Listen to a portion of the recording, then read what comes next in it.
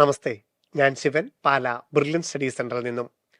NEET 2026 May 3-ാം തീയതി ഓഫ്ലൈനായിട്ട് OMR രീതിയിൽ തന്നെ 2 മുതൽ 5 മണി വരെയാണ് എക്സാം. ഓൺലൈൻ ആപ്ലിക്കേഷൻ NEET.NTA.NIC.in എന്ന വെബ്സൈറ്റിൽ ഫെബ്രുവരി 8 മുതൽ മാർച്ച് 8 വരെ. പേഴ്സണൽ ഡീറ്റെയിൽസ് എഡിറ്റ് ചെയ്യാനായിട്ട് 10, 11, 12 തീയതികളിൽ മാർച്ച് മാസത്തിലും അവസരമുണ്ടായിരിക്കും. ഓൺലൈൻ ആപ്ലിക്കേഷൻ ചെയ്യേണ്ടതിൻ്റെ വിവിധ സ്റ്റെപ്പുകളാണ് ഈ വീഡിയോയിൽ നമ്മൾ ഇന്ന് അപ്ലോഡ് ചെയ്തിരിക്കുന്നത്. ഓൺലൈൻ അപ്ലൈ ചെയ്യുന്നതിന് മുമ്പ് എന്തൊക്കെ കാര്യങ്ങളാണ് നാം അറിഞ്ഞിരിക്കേണ്ടതെന്ന് ഒന്ന് നമുക്ക് നോക്കാം. ആദ്യം മെയ് 3-ാം തീയതി എക്സാം എഴുതേണ്ട സെൻറ്റർ എവിടെയായിരിക്കണം, ഏത് ജില്ലയിലായിരിക്കണം എന്നുള്ള ധാരണ നമുക്കുണ്ടാവണം. ആ സ്റ്റേറ്റിലെ, ആ ജില്ല ഉൾപ്പെടുന്ന സംസ്ഥാനത്തെ ഒരു അഡ്രസ്സ് നമുക്കുണ്ടായിരിക്കണം. അതിനൊരു പ്രൂഫും ഉണ്ടായിരിക്കണം. അപ്പോൾ പ്രസൻറ്റ് അഡ്രസ്സും പെർമനൻ്റ് അഡ്രസ്സും അതിനൊരു പ്രൂഫും നമുക്ക് അപ്ലോഡ് ചെയ്യാനായിട്ടുണ്ടാവണം.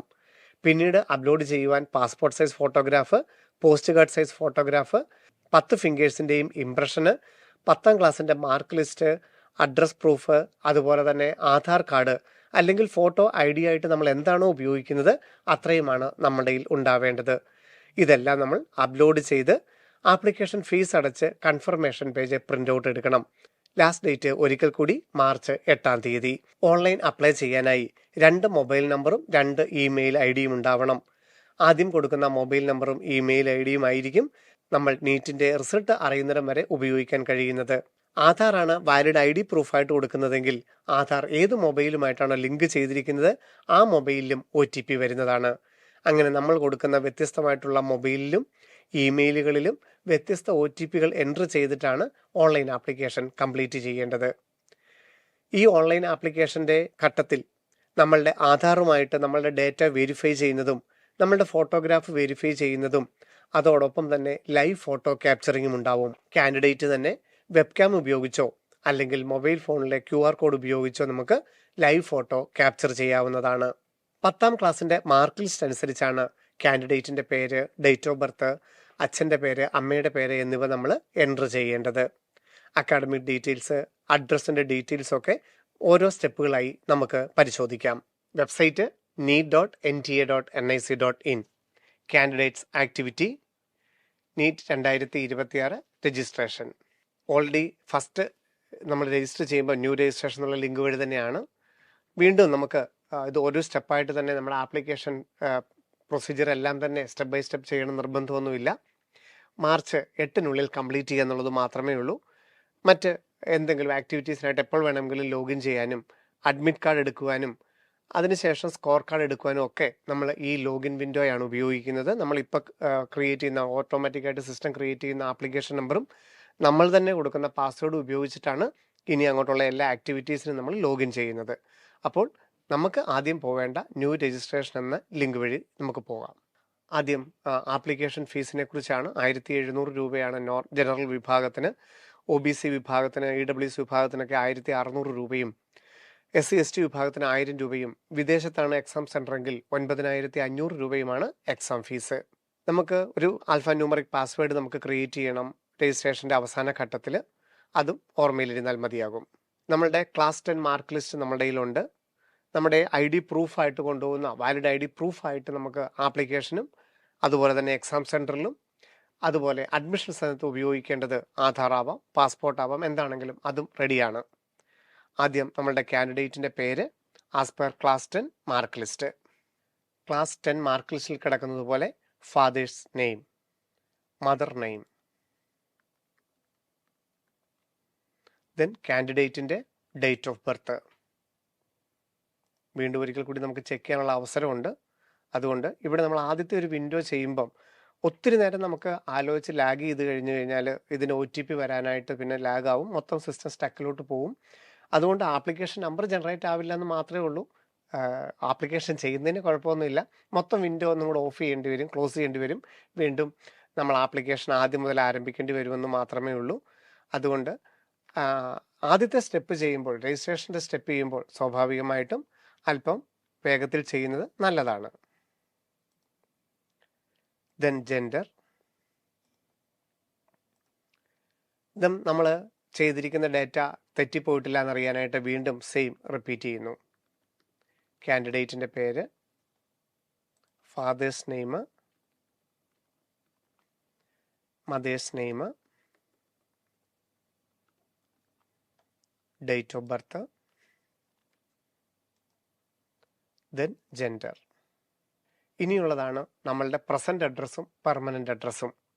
നാം എക്സാം എഴുതാൻ എവിടെയാണോ ആഗ്രഹിക്കുന്നത് ആ സംസ്ഥാനത്ത് ഒരു അഡ്രസ്സ് നിങ്ങളുടെ കയ്യിൽ ഉണ്ടാവണം. കേരളത്തിലാണ് പരീക്ഷ എഴുതേണ്ടതെങ്കിൽ പ്രസൻറ്റ് അഡ്രസ്സിലോ പെർമനൻ്റ് അഡ്രസ്സിലോ നിങ്ങളുടെ കേരളത്തിലെ അഡ്രസ്സ് ഉണ്ടാവണം. നിങ്ങൾ വിദേശത്ത് എവിടെയെങ്കിലും എക്സാം എഴുതാൻ ആഗ്രഹിക്കുന്നെങ്കിൽ വിദേശത്തെ ഒരു അഡ്രസ്സ് അത് പ്രസൻറ്റിലോ പെർമനൻറ്റിലോ എവിടെയെങ്കിലും ഉണ്ടാവണം. മെയ് 3-ാം തീയതി ഉച്ചകഴിഞ്ഞ് 2 മുതൽ 5 മണി വരെയാണ് എക്സാം എല്ലാ സെൻറ്ററുകളിലും, ഇന്ത്യയിലകത്തുള്ള സെൻറ്ററുകളിലും വിദേശത്തുമെല്ലാം ഒരേ ക്വസ്റ്റ്യൻ പേപ്പർ, ഒരേ രീതി തന്നെയാണ്. കുട്ടികൾക്ക് ഏറ്റവും കംഫർട്ടായിട്ട് എവിടെയാണോ എക്സാം എഴുതാൻ സാധിക്കുന്നത് അതനുസരിച്ച് എക്സാം സെൻറ്ററാണ് ചൂസ് ചെയ്യേണ്ടത്. നമ്മൾ തന്നെയാണ് 3 പ്രിഫറൻസ് ഓർഡർ കൊടുക്കേണ്ടത്. അതിൽ 1-ാമത്തെ സെൻറ്ററാണ് നമുക്ക് അനുവദിക്കുന്നത്. ആ എക്സാം 3 പ്രിഫറൻസ് ഓർഡർ കൊടുക്കണമെങ്കിൽ അതിനകത്ത് നമ്മൾ പ്രസൻറ്റ് അഡ്രസ്സും പെർമനൻ്റ് അഡ്രസ്സിലും ഇതിൽ ഏതെങ്കിലും ഒന്ന് നമ്മൾ ആഗ്രഹിക്കുന്ന സ്റ്റേറ്റിൽ അഡ്രസ്സ് ഉണ്ടാവണമെന്ന് മാത്രം. നമ്മളുടെ അഡ്രസ്സ് എഡിറ്റ് ചെയ്യാനായിട്ടുള്ള അവസരമുണ്ട്. അതുകൊണ്ട് തന്നെ എക്സാം സെൻറ്ററും നമ്മളുടെ ഈ ഓൺലൈൻ ആപ്ലിക്കേഷൻ അവസാനിക്കുന്നതിന് മുമ്പ്, പേയ്മെൻറ്റിന് മുമ്പ് നമുക്ക് വേണമെങ്കിൽ എഡിറ്റ് ചെയ്യാനുള്ള അവസരം ഉണ്ടായിരിക്കും.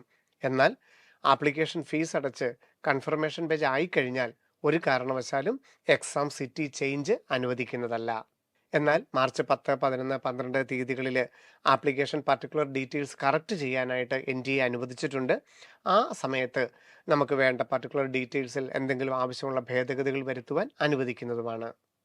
അതിനുശേഷം നമ്മൾക്കൊരു ഇമെയിൽ അഡ്രസ്സും ഒരു ഫോൺ നമ്പറും കൊടുക്കണം. നമ്മളിപ്പോൾ ആദ്യമായിട്ട് പ്രിലിമിനറി രജിസ്ട്രേഷൻ സമയത്തുള്ള ഇമെയിൽ ഐഡിയും ഫോൺ നമ്പറുമാണ്. ഇതാണ് നമ്മുടെ ഓൺലൈൻ ആപ്ലിക്കേഷൻ്റെ അവസാന ഘട്ടത്തിലും അതുപോലെ തന്നെ അഡ്മിറ്റ് കാർഡിൻ്റെ ഘട്ടത്തിലും അതിന് റിസൾട്ടിൻ്റെ ഘട്ടത്തിലുമൊക്കെ നമുക്ക് എന്ത് മെസ്സേജുകളും വരുന്നത്, നമ്മളുടെ കൺഫർമേഷൻ പേജ്, അതുപോലെ തന്നെ നമ്മളുടെ സ്കോർ കാർഡ്, അഡ്മിറ്റ് കാർഡ്, അങ്ങനെ ഇമെയിൽ വഴി വരുന്നതെല്ലാം ഈ പ്രിലിമിനറി ആയിട്ട് കൊടുക്കുന്ന ഇമെയിൽ അഡ്രസ്സിലും അതുപോലെ തന്നെ വരേണ്ട നമ്മുടെ അലേർട്ടുകളെല്ലാം, മെസ്സേജുകളെല്ലാം നമ്മൾ ഈ ആദ്യം കൊടുക്കുന്ന മൊബൈൽ നമ്പറുമാണ്.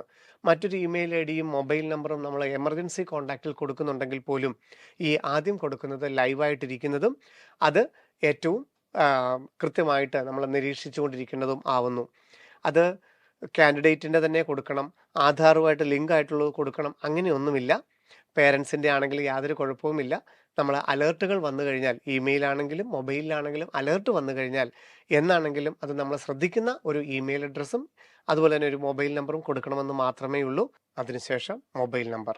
ഓൾട്ടർനേറ്റീവായിട്ട് മറ്റൊരു നമ്പർ ചോദിച്ചിട്ടുണ്ടെന്നുള്ളതിന് ആസ്ട്രിക് സൈൻ ഇല്ല, നിർബന്ധമുള്ളതല്ല, ഓപ്ഷണലാണ്. ദെൻ നമ്മളുടെ പ്രസൻറ്റ് അഡ്രസ്സ് തന്നെയാണ് നമ്മൾ പെർമനൻ്റ് അഡ്രസ്സായിട്ടും കൊടുക്കുന്നതെങ്കിൽ നമ്മളത് കൂടുതൽ സെലക്ട് ചെയ്താൽ മാത്രം മതിയാകും. ധാരാളം കുട്ടികൾക്കുള്ള സംശയം, ആധാറിലെ അഡ്രസ്സ്, 10ാം ക്ലാസ്സിൻ്റെ മാർക്ക് ലിസ്റ്റിൻ്റെ അഡ്രസ്സ്, അല്ലെങ്കിൽ നമ്മളിപ്പോൾ താമസിക്കുന്ന അഡ്രസ്സിലൊക്കെ വലിയ വലിയ ചേഞ്ചുകൾ ഉണ്ടെങ്കിൽ എങ്ങനെ നമ്മളിത് ഫില്ല് ചെയ്യണം? നമുക്ക് ഓൺലൈൻ അപ്ലൈ ചെയ്യുന്ന സമയത്തും അതുപോലെ എക്സാം എഴുതുന്ന സമയത്തും നമ്മുടെ എക്സാം സെൻറ്ററിൻ്റെ പ്രവേശന കവാടത്തിലോ അല്ലെങ്കിൽ അഡ്മിഷൻ സമയത്തുമൊക്കെ നമ്മുടെ കയ്യിലുള്ളത് എപ്പോഴും ആധാർ ഉണ്ടാവും. അതുകൊണ്ട് ആധാറിലെ അഡ്രസ്സ് കൊടുക്കുന്നതായിരിക്കും ഏറ്റവും ഉചിതം. ഇനി നമ്മൾ നേരത്തെ തന്നെ സ്ഥിരമായിട്ട് ഉപയോഗിക്കുന്ന അല്ലെങ്കിൽ പുതിയതായിട്ടാണെങ്കിലും നീറ്റിന് കൊടുക്കേണ്ട പാസ്വേഡ്, ഇത് ലാസ്റ്റ് നമ്മളുടെ സ്കോർ കാർഡ് എടുക്കുന്നത് വരെ നമുക്കിതുകൊണ്ട് ഉപയോഗം ഉണ്ട് താനും. ഒരു ആൽഫ ന്യൂമറിക്ക് ഒരു ക്യാപിറ്റൽ ലെറ്റർ, ഒരു സ്മോൾ ലെറ്റർ, ഒരു നമ്പർ, ഒരു സിമ്പൽ എന്നിവ ഉണ്ടായിരിക്കണം. മിനിമം 8 ക്യാരക്ടറെങ്കിലും ഉണ്ടായിരിക്കുകയും ചെയ്യണം. വീണ്ടും ഇൻ കേസ് നമ്മൾ പാസ്വേഡ് റീസെറ്റ് ചെയ്യാനായിട്ട് പലവിധ ഓപ്ഷനുകൾ തരും. നമ്മളുടെ മൊബൈൽ നമ്പറിലും നമ്മുടെ ഇമെയിലിലൊക്കെ OTP വെച്ചിട്ട് വേണേൽ നമുക്ക് ചെയ്യാം. അല്ലെങ്കിൽ നമ്മുടെ ഈ സെക്യൂരിറ്റി ക്വസ്റ്റ്യൻ കറക്റ്റായിട്ട് നമ്മൾ ടൈപ്പ് ചെയ്യുകയാണെങ്കിൽ അതനുസരിച്ച് നമുക്ക് പാസ്വേഡ് ചേഞ്ച് ചെയ്യാനുള്ള അവസരം തരും. ഇൻ കേസ് നമ്മളുടെ ഈ പാസ്വേഡ് മറന്നു പോകുന്ന ഒരു സാഹചര്യത്തിൽ മാത്രം ഉപയോഗിക്കാനുള്ളതാണ് അത്. ഇതിനുശേഷം നമ്മൾ ഈ താഴത്തെ ക്യാപ്ച എൻ്റർ ചെയ്യുക. ഇപ്പം നമ്മൾ കാണുന്നത് ആദ്യത്തെ ആ രജിസ്ട്രേഷൻ്റെ വിൻഡോയുടെ പ്രിലിമിനറി രജിസ്ട്രേഷൻ വിൻഡോയുടെ പ്രിവ്യൂ ആണ്. നമുക്കിവിടെ നമ്മളുടെ പേര്, അതുപോലെ അച്ഛൻ്റെ പേര്, അമ്മയുടെ പേര്, ഡേറ്റ് ഓഫ് ബർത്ത്, ജെൻഡർ, അത് നമ്മൾ കൺഫേം ചെയ്യുന്നു. നമ്മൾ വായിച്ചു, സ്പെല്ലിംഗ് മിസ്റ്റേക്ക് ഒന്നും ഇല്ല എന്നുള്ളത് നമ്മൾ ഉറപ്പുവരുത്തി. വീണ്ടും നമ്മളുടെ അഡ്രസ്സ്, ഫോൺ നമ്പറുകൾ, ഇമെയിൽ അഡ്രസ്സ്, നമ്മളുടെ അഡ്രസ്സ് എല്ലാം സ്പെല്ലിംഗ് മിസ്റ്റേക്ക് ഒന്നും ഇല്ല എന്നുള്ളത് നമ്മൾ ഉറപ്പാക്കുന്നു. അതിനുശേഷം നമ്മൾ ഐ എഗ്രി കൊടുക്കുന്നു. നമ്മളിപ്പോൾ നമ്മുടെ രജിസ്റ്റേർഡ് മൊബൈലിലേക്ക് OTP വരും. ആ OTP എൻ്റർ ചെയ്ത് കഴിഞ്ഞാൽ നമ്മുടെ ആപ്ലിക്കേഷൻ നമ്പർ ജനറേറ്റ് ആയി.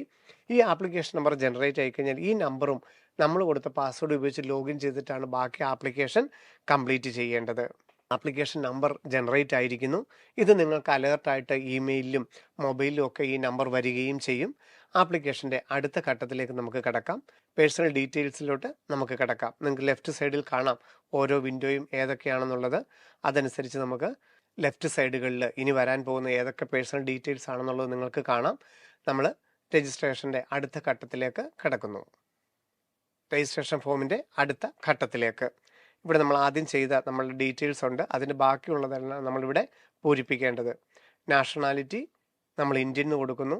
ഇവിടെ ഒരു ചോദ്യമുണ്ട്, NRI ആണോ OCE ആണോ എന്നുള്ളത്. നമ്മൾ വിദേശത്താണെങ്കിൽ പോലും നമുക്ക് ഡീംഡ് കോളേജുകളിലൊന്നും NRI സീറ്റ് ആവശ്യമില്ല എങ്കിൽ നമ്മൾ ഇന്ത്യൻ എന്നാണ് വെക്കേണ്ടത്. നമുക്ക് അമൃത, മണിപ്പാൽ പോലെയുള്ള ഡീംഡ് കോളേജുകളിൽ NRI സീറ്റ് ആഗ്രഹിക്കുന്നവർ മാത്രമാണ് NRI എന്ന് വെക്കേണ്ടത്. എന്നാൽ വിദേശ പൗരത്വമുള്ള ഇന്ത്യൻ വിദ്യാർത്ഥികൾ, അതായത് OCE കാർഡ് ഹോൾഡേഴ്സ് അല്ലെ PIO കാർഡ് ഹോൾഡേഴ്സ് OCE എന്ന് കൊടുക്കാം. അതിനുശേഷം അവർക്ക് അവരുടെ അഡ്മിഷൻ സമയത്ത് അവരുടെ വാലിഡ് OCE കാർഡ് പ്രൊഡ്യൂസ് ചെയ്താൽ മതിയാകും. 2021 മാർച്ച് 10 മുമ്പുള്ള എല്ലാ OCE കാർഡ് ഹോൾഡേഴ്സിനും ഗവൺമെൻറ് സീറ്റിനും സ്വകാര്യ സീറ്റുകൾക്കും അർഹതയുണ്ടായിരിക്കും. 2021 മാർച്ച് 10 ശേഷം OCE കാർഡ് എടുത്തിരിക്കുന്നവർക്ക് NRI സീറ്റുകൾക്ക് മാത്രമേ അർഹതയുണ്ടായിരിക്കുകയുള്ളൂ. അടുത്ത ചോദ്യം എന്ന് പറയുന്നത് 12ാം ക്ലാസ് നമ്മളവിടെ പഠിച്ചു എന്നുള്ളതാണ്. ഇതിപ്പം ഞാൻ മെയിലായിട്ട് എൻ്റർ ചെയ്തതുകൊണ്ടാണ്. ഫീമെയിൽ ആയിരുന്നെങ്കിൽ മറ്റൊരു ചോദ്യം കൂടി വന്നേനെ. Are you only single girl child എന്നൊരു ചോദ്യം വന്നേനെ. നിങ്ങൾ ആണും പെണ്ണുമായിട്ട് ആ ഒറ്റ കുട്ടി മാത്രമാണോ ഉള്ളത് എന്നുള്ളൊരു ചോദ്യമുണ്ട്. അത് നമ്മുടെ ഒരു അഡ്മിഷനുമായിട്ട് ബന്ധപ്പെട്ടുള്ളതല്ല. ചില കോളേജുകളിൽ മാസം തോറുമുള്ള ഒരു സ്കോളർഷിപ്പ് സ്കീമിന് വേണ്ടി മാത്രമുള്ളൊരു ചോദ്യമാണ് സിംഗിൾ ഗേൾഡ് ചൈൽഡ്. അതുകൊണ്ട് പെൺകുട്ടികളാണ് എങ്കിൽ അവർക്ക് ഒറ്റ പുത്രി മാത്രം, ആണും പെണ്ണുമായിട്ട് ഒരാൾ മാത്രമേ ഉള്ളൂ എങ്കിൽ തീർച്ചയായിട്ടും നിങ്ങൾക്ക് സിംഗിൾ ഗേൾഡ് ചൈൽഡ് S എന്ന് കൊടുക്കാം. അല്ലാത്ത പക്ഷം നിങ്ങൾക്ക് നോർമലി അല്ല എന്ന് പറഞ്ഞ് മുമ്പോട്ട് പോകാം. നമ്മൾ ഇനി നമ്മുടെ +1 +2 എവിടെ പഠിച്ചു എന്ന് ചോദിക്കുന്നതാണ്. ഇതാണ് നമ്മുടെ സ്റ്റേറ്റ് കോഡ് എലിജിബിലിറ്റി എന്ന് പറയുന്നത്. പക്ഷേ നമുക്കറിയാം MBBSൻ്റെയും BDSൻ്റെയും ഒന്നും പ്രവേശനം നമ്മുടെ +1 +2 പഠിച്ചതിനെ മാത്രമല്ല ആശ്രയിക്കുന്നത്. ഉദാഹരണം കേരളത്തിൽ തന്നെ നോക്കിക്കഴിഞ്ഞാൽ അറിയാം, അച്ഛനോ അമ്മയോ കുട്ടിയോ ജനിച്ചാൽ മാത്രം മതി, കേരളത്തിലെ മുഴുവൻ സീറ്റുകൾക്കും അർഹതയുണ്ട്. അപ്പോൾ നമ്മളെ ഇനി കൺഫർമേഷൻ പേജിലാണെങ്കിലും അഡ്മിറ്റ് കാർഡിലാണെങ്കിലും സ്കോർ കാർഡിലൊക്കെ ആണെങ്കിലും +1 +2 എവിടെ പഠിച്ചോ അവിടെ നമുക്ക് സ്റ്റേറ്റ് കോഡ് എലിജിബിലിറ്റി നിങ്ങൾ കാണും. പക്ഷേ അത് നിങ്ങൾ തെറ്റിദ്ധരിക്കേണ്ടതില്ല. +1 +2 ഏത് സ്റ്റേറ്റിൽ പഠിച്ചു എന്നുള്ളതിന് നിങ്ങൾ എവിടെയാണോ ഉത്തരം കൊടുക്കുന്നത് അതാണ് സ്റ്റേറ്റ് കോഡ് എലിജിബിലിറ്റി എന്നുള്ളത് കാണിക്കുന്നു എന്ന് മാത്രം ഓർത്താൽ മതി. അടുത്തതായിട്ടുള്ളതാണ് ഏറ്റവും പ്രധാനപ്പെട്ടത്, കാറ്റഗറി. നമുക്കറിയാം ജനറൽ വിഭാഗം യാതൊരുവിധ റിസർവേഷനും ഇല്ല എന്നുണ്ടെങ്കിൽ നമ്മൾ ജനറൽ എന്ന് തന്നെ എൻ്റർ ചെയ്യുന്നു. എന്നാൽ OBC റിസർവേഷനിൽ അല്ലെങ്കിൽ SC ST റിസർവേഷൻ ഒന്നും ഇല്ലാത്ത ജനറൽ വിഭാഗത്തിൽപ്പെട്ട എന്നാൽ 8 ലക്ഷം രൂപയിൽ താഴെ വരുമാനമുള്ള, പഞ്ചായത്തൊക്കെ ആണെങ്കിൽ 2.5 ഏക്കറിൽ താഴെ സ്ഥലമുള്ള, മുനിസിപ്പാലിറ്റിയോ കോർപ്പറേഷനോ ഒക്കെ ആണെങ്കിൽ 2 സെൻറ്റിലൊക്കെ താഴെ സ്ഥലമുള്ള, വീടിന് 1000 സ്ക്വയർ ഫീറ്റിൽ താഴെയുള്ള EWS തഹസീൽദാർ തരുമെങ്കിൽ നമുക്ക് EWS സംവരണത്തിന് അർഹതയുണ്ടാകും. ഓൾ ഇന്ത്യ കോട്ടയിലും എയിംസിലും ജിപ്മറിലും ഒക്കെ നമുക്ക് EWS റിസർവേഷൻ ലഭിക്കും. തഹസീൽദാരെന്നുള്ള EWSന് കിട്ടുന്നവർക്ക് മാത്രം. അത് കീമിന് നിങ്ങൾ സമർപ്പിച്ച EWSുമായിട്ട് ബന്ധമില്ല. കീമിന് മറ്റൊരു നിയമമായിരുന്നു. കീമിന് നിങ്ങൾക്ക് EWS കിട്ടിയിട്ടുണ്ട്, കീമിന് നിങ്ങൾ EWS എന്ന് വെച്ചു എന്ന് വിചാരിച്ചുകൊണ്ട് നീറ്റിന് നിങ്ങൾക്ക് ജനറൽ എന്ന് കൊടുക്കുന്നതിന് യാതൊരു കുഴപ്പവുമില്ല. നിങ്ങൾക്ക് തഹസീൽദാരിൽ നിന്ന് EWS കിട്ടുമെങ്കിൽ മാത്രമേ EWS എന്ന് കൊടുക്കാവുള്ളൂ. കാറ്റഗറി ഒരിക്കൽ കൂടി കൺഫേം ചെയ്യുന്നു. എന്തെന്ന് ചോദിച്ചാൽ നമുക്ക് പേഴ്സണൽ ഡീറ്റെയിൽസ് എഡിറ്റിങ്ങിൻ്റെ സമയം, അതായത് 12ാം തീയതി മാർച്ച് കഴിഞ്ഞു കഴിഞ്ഞാൽ ഒരവസരത്തിലും കാറ്റഗറി ചേഞ്ച് ചെയ്യാനായിട്ടൊരു അവസരം ഉണ്ടാവുകയില്ല. നമ്മുടെ കൗൺസിലിംഗ് സമയത്തോ അഡ്മിഷൻ സമയത്തോ ഒന്നും കാറ്റഗറി മാറ്റാൻ അനുവദിക്കുകയുണ്ടാവില്ല. അപ്പോൾ നമ്മൾ EWS എന്ന് വെച്ചിട്ട് EWS അനുസരിച്ചാണ് നമുക്ക് കോളേജിൽ പ്രവേശനം കിട്ടുന്നതെങ്കിൽ തഹസീൽദാരുടെ സർട്ടിഫിക്കറ്റ് കാണിക്കുവാൻ നമ്മൾ ബാധ്യസ്ഥരാണ്. OBC എന്നാണ് നമ്മൾ വെക്കുന്നതെങ്കിൽ തഹസീൽദാരിൽ നിന്നുള്ള സെൻട്രൽ പർപ്പസിൻ്റെ നോൺ ക്രിമിലിയർ സർട്ടിഫിക്കറ്റാണ് നാം ഇവിടെ എൻട്രി ചെയ്യേണ്ടതും അപ്ലോഡ് ചെയ്യേണ്ടതും അഡ്മിഷൻ സമയത്ത് കാണിക്കേണ്ടതും. അതുപോലെ SC ST ആണെന്നുണ്ടെങ്കിലും തഹസീൽദാരുടെ കമ്മ്യൂണിറ്റി സർട്ടിഫിക്കറ്റാണ് നമ്മൾ കാണിക്കേണ്ടത്. അതുകൊണ്ട് നമ്മൾ കാറ്റഗറി കൊടുക്കുമ്പോൾ റിസർവേഷൻ ഉണ്ട് എന്നുണ്ടെങ്കിൽ വളരെ ശ്രദ്ധാപൂർവം കൊടുക്കുക. പിന്നീട് അഡ്മിഷൻ സമയത്താണ് നമ്മളുടെ സർട്ടിഫിക്കറ്റ് വെരിഫൈ ചെയ്യുന്നത്. ഇനി അടുത്തതായിട്ട് നമ്മളുടെ സർട്ടിഫിക്കറ്റ് നമ്മളുടെ ഇപ്പോൾ ഉണ്ടോ അതോ അപേക്ഷിച്ചിട്ടേ ഉള്ളൂ എന്ന് ചോദിച്ചിരിക്കുന്നു. നമ്മൾ S എന്നാണ് പറയുന്നുണ്ടെങ്കിൽ നമുക്ക് സർട്ടിഫിക്കറ്റ് നമുക്ക് വേണമെങ്കിൽ അപ്ലോഡ് ചെയ്യാം. അതല്ല നോ എന്നാണ് പറയുന്നതെങ്കിൽ നമുക്ക് ആപ്ലിക്കേഷൻ നമ്പർ കൊടുത്ത് മുമ്പോട്ട് പോവുകയും ചെയ്യാം. നമ്മളിപ്പോൾ അപ്ലൈ ചെയ്തിട്ടേ ഉള്ളൂ, നമുക്ക് ആപ്ലിക്കേഷൻ നമ്പറേ ഉള്ളൂ എന്നുള്ളത് നമ്മൾ കൊടുക്കുന്നു. EWS ആണെങ്കിലും OBC ആണെന്നുണ്ടെങ്കിലും അതല്ല SC/ST ആണെന്നുണ്ടെങ്കിലും ഇഷ്യൂയിങ് അതോറിറ്റി എന്ന് പറയുന്നത് തഹസീൽദാരാണ്. ജനറൽ വിഭാഗമാണെങ്കിൽ ഈ ഒരു വിൻഡോ ഉണ്ടാവുകയില്ല. അവർക്ക് നേരെ ഡയബറ്റിക് ആണോ എന്നുള്ള കോളത്തിലോട്ട് പോകാം. കാൻഡിഡേറ്റ് ഡയബറ്റിക് ആണോ എന്നുള്ള ചോദ്യമാണ്. അതായത് നമുക്ക് എക്സാം നമുക്കറിയാം 2 മുതൽ 5 വരെയാണ്, മെയ് 3-ാം തീയതി. അതുപോലെ ഏതാണ്ട് 11 മണിക്കാണ് എക്സാം സെൻറ്റർ ഓപ്പൺ ചെയ്യുന്നത്. അപ്പം ഈ സമയത്തിന് ഒരു ഡയബറ്റിക് ആയിട്ടുള്ള ഒരു പേഷ്യൻ്റ് ആണെന്നുണ്ടെങ്കിൽ ഫ്രൂട്ട്സ് കഴിക്കാനുള്ള അനുവാദമുണ്ട്. എക്സാം സെൻറ്ററിനും എക്സാം നടക്കുന്ന ഹാളിനകത്തും ഒക്കെ നമുക്ക് ആവശ്യത്തിന് ഫ്രൂട്ട്സ് കൊണ്ടുപോകാനുള്ള ഒരു അനുവാദമുണ്ട്. അതുകൊണ്ട് ഡയബറ്റിക് ആണോ കാൻഡിഡേറ്റ് നമ്മൾ ചോദിക്കുന്നുണ്ട്. അങ്ങനെയാണ് നമുക്ക് അതിൻ്റെ ഒരു ആവശ്യമുണ്ട് എന്നുണ്ടെങ്കിൽ നിങ്ങൾക്ക് യെസ് എന്ന് കൊടുക്കാം. അടുത്തതായിട്ട് പ്ലേസ് ഓഫ് റെസിഡൻസ്. ഇങ്ങനെയുള്ള ചോദ്യങ്ങൾ ഒരു ഡാറ്റാബേസ് കളക്ഷൻ മാത്രമേ ഉള്ളൂ. ഏത് വിഭാഗത്തിൽപ്പെട്ട ആൾക്കാരാണ് നീറ്റ് എക്സാമിന് അപ്ലൈ ചെയ്യുന്നതെന്നുള്ളത് അറിയാൻ വേണ്ടി മാത്രമാണ്. അതുപോലെ ആനുവൽ ഫാമിലി ഇൻകം, ഇതൊരു റേഞ്ചാണ്.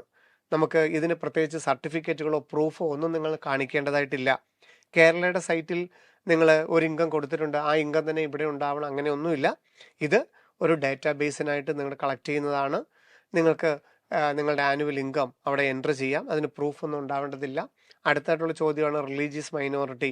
ക്രിസ്ത്യനോ മുസ്ലിമോ ആണെന്നുണ്ടെങ്കിൽ നിങ്ങൾക്ക് മൈനോറിറ്റി എന്ന് കൊടുക്കാം. പക്ഷേ ഇത് നമ്മുടെ കേരളത്തിലെ കോളേജിലോ അല്ലെ സെൻറ്റ് ജോൺസിലോ അല്ലെ CMC വെല്ലൂരിലോ ഒന്നും കിട്ടുന്നതിനുമായിട്ട് യാതൊരു ബന്ധവുമില്ല.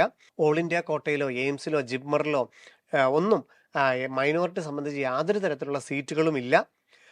അതുകൊണ്ട് അതിന് സർട്ടിഫിക്കറ്റ് നമ്മൾ പ്രൊഡ്യൂസ് ചെയ്യേണ്ടതായിട്ടില്ല, നമ്മളിനി മൈനോറിറ്റി എന്ന് കൊടുത്താൽ പോലും ഇപ്പോൾ. അതുകൊണ്ട് മൈനോറിറ്റി നിങ്ങൾക്ക് ക്രിസ്ത്യനാണ് ക്രിസ്ത്യനോ അല്ല മുസ്ലിമാണ് മുസ്ലിം എന്ന് വെക്കാം. അത് ചില ഡീംഡ് കോളേജുകൾക്ക് വേണ്ടി മാത്രമുള്ള ചോദ്യമാണ്. പിന്നെ ചോദിച്ചിരിക്കുന്നത് കൺട്രി ഓഫ് റെസിഡൻസ്, എവിടെയാണ് നിങ്ങൾ സ്ഥിരതാമസമുള്ളതെന്ന് ചോദിക്കുന്നു. പിന്നെ മോഡ് ഓഫ് പ്രിപ്പറേഷൻ. സാധാരണ വിദ്യാർത്ഥികൾക്ക് കൂടുതൽ കുട്ടികൾ ചോദിക്കുന്ന മറ്റൊരു വിഭാഗമാണിത്. എന്താണ് ഇങ്ങനൊരു ഡീറ്റെയിൽസ് എന്ന്? ഇത് നമ്മളുടെ ഓരോ കുട്ടികളുടെയും ഏതാണ്ട് 20 ലക്ഷത്തിൽ പരം വിദ്യാർത്ഥികളാണ് ഈ എക്സാമിന് തയ്യാറെടുക്കുന്നത്. അപ്പം അവരെങ്ങനെയാണ് ഈ എക്സാമിനെ നോക്കിക്കാണുന്നതെന്നുള്ള കേന്ദ്ര ഗവൺമെൻറ്റിന് ഒരു റിസർച്ചിന് വേണ്ടി ഒരു ഡാറ്റ കളക്ട് ചെയ്യാൻ വേണ്ടിയിട്ടുള്ള ചോദ്യങ്ങളാണ്. ഇതിൽ നിങ്ങൾക്ക് ഏത് വേണമെങ്കിലും ആഡ് ചെയ്യാം. നിങ്ങൾ എൻട്രൻസ് പരിശീലിക്കുന്നുണ്ടെങ്കിൽ കോച്ചിങ്ങിന് കൊടുക്കുന്നുണ്ട്, യാതൊരു കുഴപ്പവുമില്ല. ട്യൂഷനാണെങ്കിൽ ട്യൂഷൻ വെക്കാം, അല്ലെങ്കിൽ നിങ്ങൾക്ക് സെൽഫ് സ്റ്റഡി എന്നോ എന്ത് വേണമെങ്കിലും മോഡ് ഓഫ് പ്രിപ്പറേഷനിൽ നിങ്ങൾക്ക് വെക്കാം. അതിനുശേഷമുള്ളൊരു ചോദ്യമാണ് നമുക്ക് ഡ്രസ് കോഡ് നമ്മൾ ഇൻറ്റൻറ്റ് ചെയ്യുന്നുണ്ടോ? നമ്മൾ എക്സാം സെൻറ്ററിൽ എക്സാം ഹാളിനകത്ത് നിങ്ങൾ പരമ്പരാഗതമായ വസ്ത്രധാരണത്തിലാണോ എത്തുന്നത്? മുസ്ലിം സഹോദരിമാർ തട്ടമോ അല്ലെങ്കിൽ പർദ്ദയൊക്കെ ഇട്ടിട്ടാണോ എക്സാമിന് പോകുന്നത്? അതൊക്കെ അനുവദനീയമാണ്. അതുപോലെ കന്യാസ്ത്രീ വിഭാഗത്തിൽപ്പെട്ട കുട്ടികളും പരീക്ഷ എഴുതുന്നുണ്ട്, അവർക്കും അത് മറ്റേത് പരമ്പരാഗത വസ്ത്രവും അനുവദനീയമാണ്. അവർ എക്സാം സെൻറ്ററിൽ ചെല്ലുമ്പോൾ അവർക്ക് അനുവദിച്ചിരിക്കുന്ന സമയത്തിനേക്കാളും 1 മണിക്കൂർ മുമ്പ് ചെല്ലണം. ആവശ്യത്തിന് ഫ്രിസ്കിങ്, എക്സാമിനേഷന് അവരുടെ പരിശോധിക്കുന്നതിന് ആവശ്യമായ സമയം അനുവദിക്കണമെന്ന് മാത്രമേ ഉള്ളൂ. അതുകൊണ്ട് നിങ്ങൾ ഇവിടെ നിങ്ങൾ പരമ്പരാഗത വസ്ത്രം ഇട്ടാണ്, തട്ടമിട്ടാണ് പോകുന്നതെങ്കിൽ, അല്ലെങ്കിൽ കന്യാസ്ത്രീ ആ വേഷത്തിലാണ് പോകുന്നതെങ്കിൽ മാത്രം നിങ്ങളിവിടെ യെസ് എന്ന് പറയുക. അതല്ല നിങ്ങളൊരു നോർമൽ ആയിട്ട് നിങ്ങൾ ജീൻസോ ചുരിദാറോ അല്ലെങ്കിൽ സാരിയോ അതല്ല ജീൻസും ഷർട്ടും ഒക്കെ ഇട്ടാണെന്നുണ്ടെങ്കിൽ നോ എന്ന് കൊടുക്കുന്നു. വീണ്ടും നമ്മളുടെ ക്യാപ്ചർ. ഇനി അങ്ങോട്ടുള്ളതെല്ലാം നമുക്ക് ഏറ്റവും അവസാനമാണ് പ്രിവ്യൂ വരുന്നത്. നിങ്ങൾക്ക് ഇവിടെയൊന്നും നമുക്ക് ടൈം ലാഗില്ല. ആദ്യത്തെ രജിസ്ട്രേഷൻ വിൻഡോയുടെ ഞാൻ പറഞ്ഞു, അവിടെ ടൈം ലിമിറ്റ് ഉണ്ട്. ഒരു നിശ്ചിത സമയത്തിനുള്ളിൽ തീർന്നില്ല എന്നുണ്ടെങ്കിൽ സിസ്റ്റം ഹാങ് ആയിട്ട് നിൽക്കും. ഇവിടെ പക്ഷെ അങ്ങനെയില്ല. ഇനി അവസാനം ഒരു പ്രിവ്യൂ ആണ്. നിങ്ങൾക്ക് എത്ര നേരം വേണമെങ്കിലും ഈ ഡാറ്റ എൻട്രി ചെയ്യാൻ വേണ്ടി ഉപയോഗിക്കാം. അടുത്ത വിൻഡോയിൽ PWD വിഭാഗമാണോ പേഴ്സണൽ ഡിസേബിൾഡ് പേഴ്സൺസ് ആണോ എന്നുള്ള ചോദ്യമുണ്ട്. പെർമനൻറ്റ് UDID കാർഡോ അല്ലെങ്കിൽ നിശ്ചിത ഫോർമാറ്റിലുള്ള മെഡിക്കൽ ബോർഡിൻ്റെ സർട്ടിഫിക്കറ്റ് ഉണ്ട് എന്നുണ്ടെങ്കിൽ നിങ്ങൾക്ക് PWD വിഭാഗത്തിൽ അപേക്ഷിക്കാം. നിങ്ങളുടെ ഭിന്നശേഷി 40% അതിന് മുകളിലാണോ എന്നുണ്ടെങ്കിൽ PWD അനുവദനീയമാണ്. നിശ്ചിത PWD വിഭാഗക്കാർക്ക്, നിശ്ചിത ഭിന്നശേഷി വിഭാഗക്കാർക്ക് സമയം കൂടുതൽ അനുവദിക്കും. 2 മുതൽ 5 മണി വരെയുള്ള എക്സാം എന്നുള്ളത് 2 മുതൽ 6 വരെ ഉപയോഗിക്കാം. മറ്റ് ചില ഭിന്നശേഷി വിഭാഗത്തിൽപ്പെട്ട കുട്ടികൾക്ക് സ്ക്രൈബിനെ എക്സാം എഴുതാൻ വേണ്ടിയിട്ട് മറ്റൊരാളെ ഉപയോഗിക്കാനായിട്ട് സാധിക്കും. അവരുടെ ഡീറ്റെയിൽസ് ഒക്കെ എൻ്റർ ചെയ്യേണ്ടതായിട്ടുണ്ട്.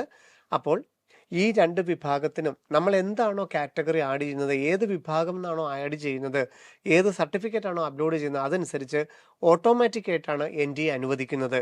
നമുക്ക് പിന്നീട് അലോട്ട്മെന്റിന് മുമ്പായിട്ട്, ഓൾ ഇന്ത്യ അലോട്ട്മെന്റിന് മുമ്പായിട്ട് നമുക്ക് തിരുവനന്തപുരം മെഡിക്കൽ കോളേജിൽ മെഡിക്കൽ ബോർഡിന് മുമ്പിൽ ഹാജരാവുകയും വേണം. PWD നോ എന്നുള്ളതാണ് എന്നുണ്ടെങ്കിൽ നമുക്ക് അടുത്ത സ്റ്റെപ്പിലേക്ക് കിടക്കാം. ഇനിയാണ് ആധാർ വെരിഫിക്കേഷൻ. നമ്മൾ എക്സാമിന് ഓൺലൈൻ ആപ്ലിക്കേഷൻ സമയത്തും എക്സാമിൻ്റെ സമയത്തും അഡ്മിഷൻ സമയത്തും ഒക്കെ ആധാറാണ് നമ്മൾ വാലിഡ് ID പ്രൂഫായിട്ട് ഉപയോഗിക്കുന്നതെങ്കിൽ കാൻഡിഡേറ്റിൻ്റെ പേര്, ജെൻഡർ, ഡേറ്റ് ഓഫ് ബർത്ത്, ഈ 3 കാര്യങ്ങൾ, അതുപോലെ മൊബൈലിലോട്ടുള്ള OTP, ഇത്രയും കാര്യങ്ങൾ വെരിഫൈ ചെയ്യുന്ന ഈ സ്റ്റെപ്പാണ് ഏറ്റവും പ്രാധാന്യം. നമ്മളിവിടെ നമുക്ക് നമ്മളുടെ ഡേറ്റ കറക്റ്റ് ആണോ എന്നുള്ളത് നമുക്ക് എസ് പറയാം. നമ്മളുടെ ആധാർ നമ്പർ എൻ്റർ ചെയ്യുന്നു. ആധാർ നമ്പർ എൻ്റർ ചെയ്ത് കഴിയുമ്പോൾ അത് ഉദയ ഡേറ്റയുമായിട്ട് ഓട്ടോമാറ്റിക് വെരിഫൈ ചെയ്യുകയും അതിനുശേഷം ആധാർ ഏത് ഫോൺ നമ്പറുമായിട്ടാണോ ലിങ്ക് ആയിരിക്കുന്നത് അതിലേക്ക് OTP പോവുകയും ചെയ്യും. ആധാർ നമ്പർ നമ്മൾ എൻ്റർ ചെയ്ത് കഴിഞ്ഞു. ഇനി ഉദയ ഡേറ്റയുമായി വെരിഫൈ ചെയ്ത് നമുക്ക് നമ്മളുടെ മൊബൈലിലേക്ക് OTP വരും.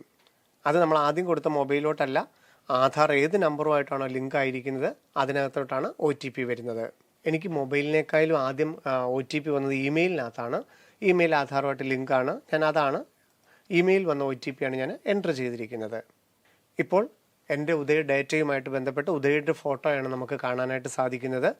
ഈ ഫോട്ടോയുമായിട്ടാണ് നമ്മളുടെ ലൈവ് ഫോട്ടോയും നമ്മൾ അപ്ലോഡ് ചെയ്യുന്ന passport size, post card size ഫോട്ടോയുമായിട്ട് ലൈവായിട്ട് തന്നെ അവർ ഐറിസ് സ്കാൻ ചെയ്ത് ചെക്ക് ചെയ്യുന്നത്. ഈ ഫോട്ടോ ഉദയയുടെ ഡേറ്റയാണ്. ഇതുമായിട്ട് അവർ മാച്ച് ചെയ്യുന്നു. ആധാർ ID ഉണ്ടോ എന്ന് ചോദിച്ചിട്ടുണ്ട്. ആധാർ ID ഉള്ളവർക്ക് അത് അതിൻ്റെ ഡീറ്റെയിൽസ് എൻ്റർ ചെയ്യാം. ഇല്ല എന്നുണ്ടെങ്കിൽ നോ കൊടുത്ത് നമുക്ക് മുമ്പോട്ട് പോകാം. ആധാർ ID മാൻഡേറ്ററി അല്ല എന്നുള്ളത് വ്യക്തമാണല്ലോ. അടുത്തതായിട്ട് ക്വസ്റ്റ്യൻ പേപ്പർ മീഡിയം. നമുക്കറിയാം നമ്മളുടെ എവിടെയാണോ നമ്മൾ പെർസെൻ്റ് അഡ്രസ്സ് കൊടുത്തത്, അല്ല എവിടെയാണോ നമ്മൾ എക്സാം സെൻറ്റർ അനുവദിച്ചിരിക്കുന്നത് അവിടെ നമുക്ക് 3 ഭാഷകളിൽ നമുക്ക് വേണമെങ്കിൽ നമ്മുടെ ക്വസ്റ്റ്യൻ പേപ്പർ അവൈലബിൾ ആണ്. ഇംഗ്ലീഷ്, അതുപോലെ തന്നെ ഹിന്ദി, പിന്നെ ലോക്കൽ ലാംഗ്വേജ് ആയിട്ടുള്ള മലയാളത്തിലും ഉണ്ടാവും. നമ്മൾ ഹിന്ദിയോ മലയാളമോ അങ്ങനെയുള്ള ലോക്കൽ ലാംഗ്വേജുകളാണെന്നുണ്ടെങ്കിൽ എല്ലാം ബൈലാംഗ്വലാണ്. എല്ലാത്തിനകത്തും ഇംഗ്ലീഷും ഉണ്ടാവും. നമുക്ക് കൂടുതൽ ക്വസ്റ്റ്യൻ്റെ ഷീറ്റുകൾ ഉണ്ടാവുമെന്ന് മാത്രമേ ഉള്ളൂ.